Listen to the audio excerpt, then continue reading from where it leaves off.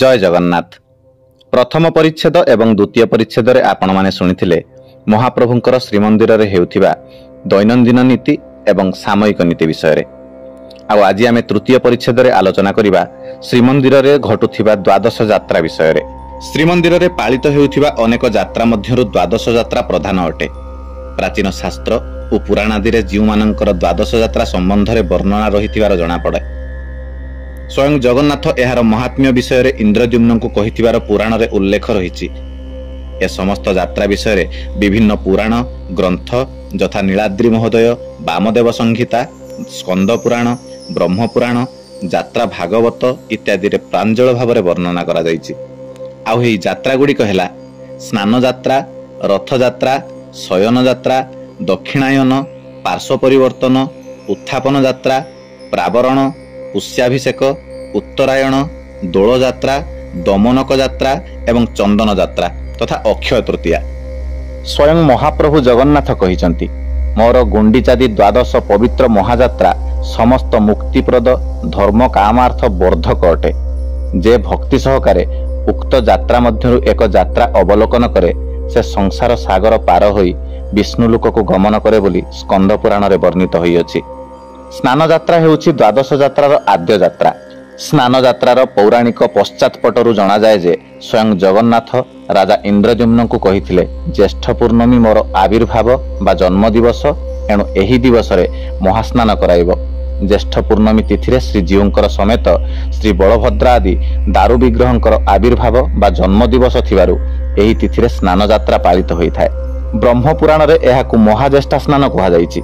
एहा द्वारा मर्त्य उज्ज्वलित होइथाय। नीलाद्रि महोदय मध्य गुंडीचा यात्रा श्रीजीवंकर द्वादश यात्रा मध्यरु सर्वप्रसिद्ध, जहा आषाढ़ शुक्ल पक्ष द्वितीया तिथि रे पालित होइथाय। द्वितीया तिथि को लगाई नवदिन श्रीगुंडीचा यात्रा बोली अभिहित। ए यात्रा आषाढ़ शुक्ल द्वितीया ठारु आरंभ होई आषाढ़ शुक्ल त्रयोदशी रे शेष हुए। पहंडी विजय, रथ प्रतिष्ठा, छेरा प्रहरा, त्रिरथ श्रीगुंडीचा को गमन, हेरा पंचमी, बाहुड़ा यात्रा, अधरपणा लागी और नीलाद्रि विजय एही उत्सव अंतर्गत अटे। नवदिन यात्रा, महादेवादेवी यात्रा, घोष यात्रा, गुंडीचा यात्रा, पतित पावन यात्रा, दशावतार यात्रा बोली मध्य एही यात्रा को कहा जाए। नीलाद्रि रे 10 वर्ष दर्शनर फल गुंडीचा मंदिर रे एक दिन दर्शन फल सहित समान। पुनश्च दिवा अपेक्षा रात्र दर्शन 10 गुण पुण्य अटे बोली कहा जायछि। श्री जगन्नाथ केवल रथ यात्रा समय पतित मानकु दर्शन देवा निमित्त श्रीमंदिर बाहर को आसी थांती। श्री जगन्नाथ जगतर नाथ आउ तांकर रथ यात्रा जगत प्रसिद्ध। शयन यात्रा आषाढ़ शुक्ल एकादशी तिथि रे पालित होइथाय। मनुष्य अन्य सत्कर्म करू कि न करू, श्रीक्षेत्र रे आषाढ़ शुक्ल एकादशी रे जगन्नाथଙ୍କ शयन उत्सव दर्शन करिबा एकांत प्रयोजन। स्कंद पुराण अनुसार वर्ष रे 4 मास मात्र विष्णुंकर शयन विधि थिबारु आषाढ़ शुक्ल एकादशी ठारु कार्तिक शुक्ल दशमी पर्यंत हरिंकर शयन काल। ए समय रे श्रीक्षेत्र रे अवस्थान, तीर्थस्थान, व्रत पालन और भगवत पदारविंद दर्शन अत्यंत पुण्यदायी अटे। एही 4 मास हरि आराधनार पुण्यतम काल अटे। भाद्रव मास शुक्ल पक्ष एकादशी तिथि रे जीवंकर पार्श्व परिवर्तन उत्सव अनुष्ठित हुए। शयन उत्सवर ठीक 2 मास परे एही तिथि रे श्रीजीवंकर अंतिम भोग परे एही नीति अनुष्ठित हुए। कार्तिक शुक्ल एकादशी तिथि रे उत्थापन यात्रा अनुष्ठित होइथाय। प्रार्थना करा जाय जे, हे जगन्नाथ जगतर नाथ, आपण ही परित्राण परायण, आपण जगतर मंगल निमंते वर्षा 4 मास शयन करी इंद्रंक सहित पूजित होई जगतर अमंगल विनाश करंतु। कर्कट संक्रांति दिन दक्षिणायन यात्रा अनुष्ठित होइथाय। सूर्योदय ठारु परवर्ती सूर्योदय मध्यरे जदि रवि संक्रमण घटे तेबे एही यात्रा सही दिन बा सही तिथि रे पालित होइथाय। रवि संक्रमण काल को पुण्य काल बोली विवेचना करा जाय। सूर्य धनु राशि परित्याग करी मकर राशि को गला बेले घटुथिबा संक्रमण को उत्तरायण संक्रांति कहंती। एही संक्रमण काल रे श्री जीवंकर एही उत्सव बा यात्रा अनुष्ठित होइथाय। संक्रांति दिन मकर चाउल भोग हुए। एही दिन श्रीमंदिर प्रदक्षिण कले असीम पुण्य लाभ मध्य हुए। श्री जीवंकर मार्गशीर शुक्ल पक्ष षष्ठी तिथि रे प्रावरण यात्रा होइथाय। एही दिन जगन्नाथंकु ओढ़ण प्रदान करा जाउथिबारु एहार अन्य नाम ओढ़ण षष्ठी बा घोड़ लागि उत्सव अटे। समस्त अभिष्ट फल प्राप्ति निमित्त जगन्नाथंकु एही तिथि रे वस्त्र प्रदान करिथांती। पुष्याभिषेक यात्रा पौष पूर्णमी तिथि रे श्रीमंदिर रे पालित हुए। एही यात्रा जगतर सर्वकामना सिद्धि निमित्त करा जाइथाय बोली यात्रा भागवत रे कहा जायछि। କେତେକଙ୍କ ମତରେ ଏହି ତିଥିରେ ଶ୍ରୀରାମଚନ୍ଦ୍ର 14 ବର୍ଷ ବନବାସ ପରେ ଅଯୋଧ୍ୟା ଫେରି ରାଜ୍ୟାଭିଷେକ କରିଥିଲେ। ଏହି ପୁଷ୍ୟାଭିଷେକ ଉତ୍ସବ ବ୍ରହ୍ମାଙ୍କ ଦ୍ୱାରା ପ୍ରବର୍ତ୍ତିତ ହୋଇଥିବା ସମସ୍ତ ପୁରାଣରେ ଏପରିକି ସ୍କନ୍ଦ ପୁରାଣରେ ଉତ୍କଳ ଖଣ୍ଡରେ ମଧ୍ୟ ବର୍ଣ୍ଣିତ ହୋଇଅଛି।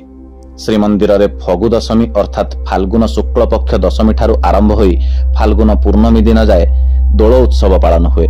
ଦୋଳଯାତ୍ରା ଶ୍ରୀମନ୍ଦିରର ଦ୍ୱାଦଶ ଯାତ୍ରା ମଧ୍ୟରୁ ଅନ୍ୟତମ। ଚାଚେରୀ ନୀତି, ଅଗ୍ନି ଉତ୍ସବ, ଦୋଳବେଦୀ ନୀତି ଯାତ୍ରାର ଅନ୍ତର୍ଗତ ଅଟେ। ବାମ ସଂହିତା ଗ୍ରନ୍ଥର ଅନୁସାରେ ଶ୍ରୀ ଜଗନ୍ନାଥ ମହାପ୍ରଭୁଙ୍କ ଦୋଳଯାତ୍ରା ସୁଖ ଆୟୁ ମୁକ୍ତିପ୍ରଦ ଅଟେ। ଦୟଣା ଲାଗି ଉତ୍ସବ ଚୈତ୍ର ମାସ ଶୁକ୍ଳପକ୍ଷ ଚତୁର୍ଦ୍ଦଶୀ ତିଥିରେ ଶ୍ରୀମନ୍ଦିରରେ ପାଳିତ ହୋଇଥାଏ। ଦ୍ୱାଦଶ ଯାତ୍ରା ଅନ୍ତର୍ଗତ ଏହି ଯାତ୍ରାକୁ ଦମନକ ଯାତ୍ରା ମଧ୍ୟ କୁହାଯାଏ। ପୂର୍ବ କାଳରେ ଭଗବାନ ବିଷ୍ଣୁ ଅର୍ଦ୍ଧରାତ୍ରରେ ଦମନାସୁରକୁ ନିହତ କରି ପରମ ପ୍ରୀତି ଲାଭ କରିଥିଲେ ଏବଂ ଏହି ଦୟଣା ସେହି ଅସୁର ଦେହରୁ ଜନ୍ମ ହୋଇଥିଲା। ଚୈତ୍ର ଶୁକ୍ଳ ତ୍ରୟୋଦଶୀରେ ସେହି ଅସୁର ନିହତ ହୋଇଥିବା କାରଣରୁ ସେ ଦୈତ୍ୟ ରୂପକୁ ଭାବନା କରି ଏହି ଦୟଣା ପ୍ରଦାନ କରାଯାଏ ବୋଲି ସ୍କନ୍ଦ ପୁରାଣର ଉତ୍କଳ ଖଣ୍ଡରେ ଲେଖାଯାଇଛି। ଜଗନ୍ନାଥ ତୁଳସୀ ପ୍ରିୟ ସମସ୍ତେ ଜାଣନ୍ତି, କିନ୍ତୁ ରାମ ଓ କୃଷ୍ଣ ଚଳନ୍ତି ପ୍ରତିମା ହସ୍ତରୁ ଅନିତ ଦୟଣା ଗଛ ଦୁଇଟି ଶ୍ରୀ ମଦନ ମୋହନଙ୍କୁ ସମର୍ପଣ କଲାବେଳେ ଜଣାଯାଏ ଯେ ପ୍ରଭୁ ମଧ୍ୟ କେତେ ଦୟଣା ପ୍ରିୟ। ଦୟଣା ଲାଗି ସମୟରେ ପ୍ରାର୍ଥନା କରାଯାଏ ଯେ, ହେ ଭଗବାନ, ଆପଣ ପୂର୍ବ କାଳରେ ହିରଣ୍ୟକଶ୍ୟପକୁ ସଂହାର କରି ତାହାର ଶରୀର ଯାକ ଅକ୍ଷମାଳ ଧାରଣ କରି ଯେପରି ପ୍ରତିଜାତ ହୋଇଥିଲା, ଏହି ଦମନକ ତୃଣରେ ମଧ୍ୟ ସେହିପରି ପ୍ରୀତ ହୁଅନ୍ତୁ। ଯାତ୍ରା ଭାଗବତ ଅନୁସାରେ ଯେଉଁମାନେ ଲାଗି ପ୍ରସାଦ ଦୟଣା ଭକ୍ଷଣ କରନ୍ତି ସେମାନଙ୍କର ସମସ୍ତ ରୋଗ ଦୂର ହୁଏ ଓ ଯେଉଁମାନେ ଏହି ପ୍ରସାଦ ଦୟଣାକୁ ମସ୍ତକରେ ଧାରଣ କରନ୍ତି ସେମାନେ ସର୍ବତ୍ର ବିଜୟୀ ହୁଅନ୍ତି। ଦ୍ୱାଦଶ ଯାତ୍ରା ଅନ୍ତର୍ଗତ ଚନ୍ଦନ ଯାତ୍ରା ହେଉଛି ଏ ଯାତ୍ରା ସମୂହର ଅନ୍ତିମ ଦ୍ୱାଦଶତମ ଯାତ୍ରା ଅଟେ। ଏହି ଯାତ୍ରା ଅକ୍ଷୟ ତୃତୀୟା ଠାରୁ ଆରମ୍ଭ ହୋଇ ଜ୍ୟେଷ୍ଠ ଶୁକ୍ଳ ଚତୁର୍ଦ୍ଦଶୀରେ ସମାପ୍ତ ହୁଏ। ଚନ୍ଦନ ଯାତ୍ରା ବହୁଦିନ ପର୍ଯ୍ୟନ୍ତ ପାଳିତ ହେଉଥିଲେ ହେଁ ଅକ୍ଷୟ ତୃତୀୟା ତିଥି ଏହି ଯାତ୍ରାର ମୁଖ୍ୟ ତିଥି ଓ ଏହି ତିଥିକୁ ନେଇ ଚନ୍ଦନ ଯାତ୍ରାର ଅବଶିଷ୍ଟ ଦିବସକୁ ଗଣନା କରାଯାଏ। ପ୍ରଥମ 11 ଦିନ ନରେନ୍ଦ୍ର ପୁଷ୍କରିଣୀରେ ନୌବିହାର ଲାଗି ଶ୍ରୀ ମଦନ ମୋହନ ଭୂଦେବୀ ଶ୍ରୀଦେବୀ ମଣ୍ଡିତ ବଣି ବିମାନରେ, ରାମକୃଷ୍ଣ ସୁସଜ୍ଜିତ ପାଲିଙ୍କିରେ ଓ ପଞ୍ଚ ପାଣ୍ଡବ ଅର୍ଥାତ୍ ପଞ୍ଚ ମହାଦେବ ସ୍ୱ ବିମାନରେ ଯାତ୍ରା କରୁଥିବାରୁ ଏହା ବାହାର ଚନ୍ଦନ ଓ ପରବର୍ତ୍ତୀ 11 ଦିନ ଶ୍ରୀମନ୍ଦିର ଭିତରେ ଜଳ କ୍ରୀଡ଼ା କରୁଥିବାରୁ ଏହାକୁ ଭିତର ଚନ୍ଦନ ବୋଲି କୁହାଯାଏ। ଅକ୍ଷୟ ତୃତୀୟା ବା ଏହି ଦିନ ସତ୍ୟଯୁଗର ଆରମ୍ଭ ହୋଇଥିଲା। ଏହି ଦିବସ ଗଙ୍ଗାଙ୍କ ଧାରା ଅବତରଣ ଦିବସ ତଥା ବିଷ୍ଣୁ ସତ୍ୟନାରାୟଣ ରୂପରେ ଉକ୍ତ ଦିନ ଆବିର୍ଭାବ ହୋଇଥିଲେ ମଧ୍ୟ ଆଗ୍ନେୟ ପୁରାଣ, ବିଷ୍ଣୁ ଧର୍ମୋତ୍ତର ପୁରାଣ ଏବଂ ଭବିଷ୍ୟ ପୁରାଣରେ ଅକ୍ଷୟ ତୃତୀୟାକୁ ଏକ ପ୍ରଶସ୍ତ ଶୁଭ ଦିନ ବୋଲି ବର୍ଣ୍ଣନା କରାଯାଇଛି।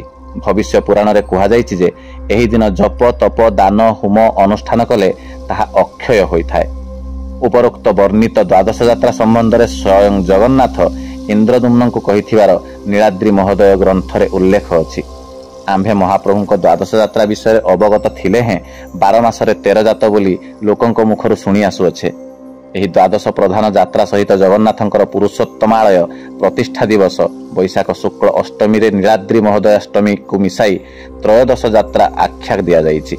ବୈଶାଖ ଶୁକ୍ଳାଷ୍ଟମୀ ତିଥିରେ ପୁଷ୍ୟାଭିଷେକ ଉତ୍ସବ ପରି ଅଭିଷେକ ଉତ୍ସବ ଅନୁଷ୍ଠିତ ହୋଇଥାଏ। ଏହି ଦିନ ସ୍ୱୟଂ ବ୍ରହ୍ମା ଶ୍ରୀମନ୍ଦିର ପ୍ରତିଷ୍ଠା କାର୍ଯ୍ୟ କରିଥିବାରୁ ପ୍ରତିବର୍ଷ ବୈଶାଖ ଶୁକ୍ଳାଷ୍ଟମୀ ତିଥିରେ ଶ୍ରୀମନ୍ଦିରରେ ନୀଳାଦ୍ରି ମହୋଦୟ ଯାତ୍ରା ମହା ସମାରୋହରେ ପାଳିତ ହୋଇଥାଏ।